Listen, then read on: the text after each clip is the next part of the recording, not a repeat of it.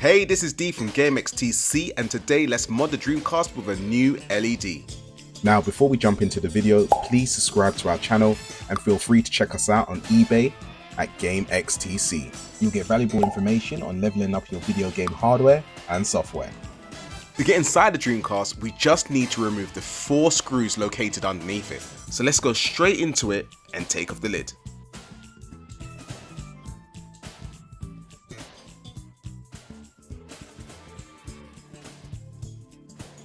Remove the 4 screws on the controller board, detach the ribbon, and also detach the fan. Now our Dreamcast may look slightly different to yours, and that's because we've got a Noctua fan, we've got a bit of a GDMU thing going on, and we also have a new PSU. Now for you guys, if you do have the original fan, it's very simple to detach. Feel free to check out our other videos.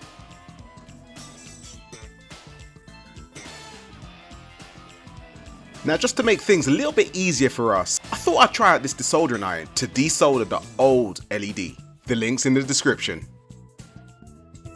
So let's place our controller board onto the clamp, zoom in a little bit, locate the LED and then desolder it.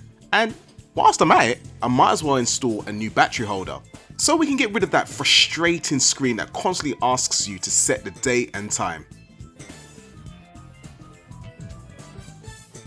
First I'm going to desolder the LED and then the battery.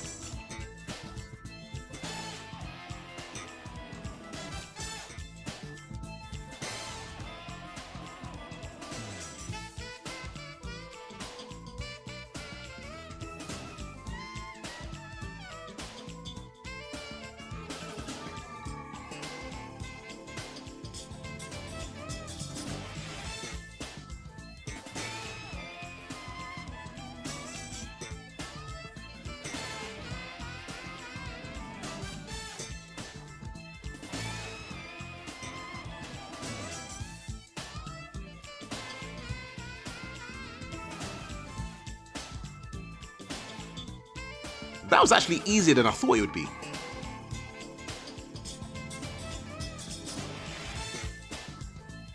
Installing the new battery holder is pretty straightforward. All you need to do is align your battery holder to the 3 holes, and it's as simple as that.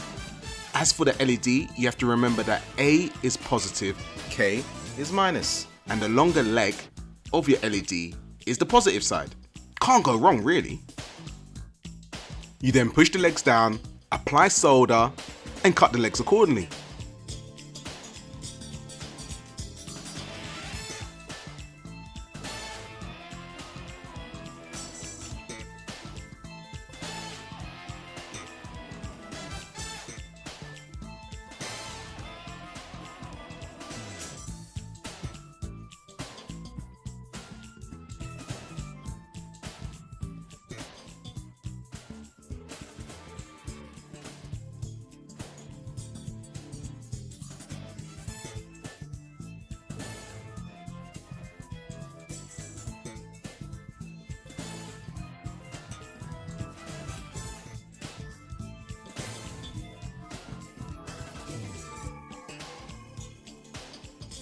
Now let's install the battery holder.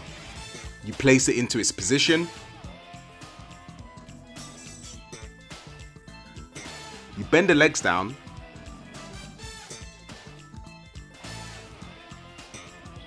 You solder it.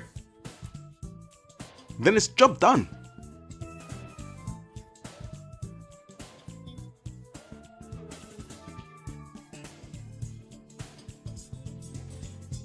Now that our job's complete, let's put everything back together and enjoy.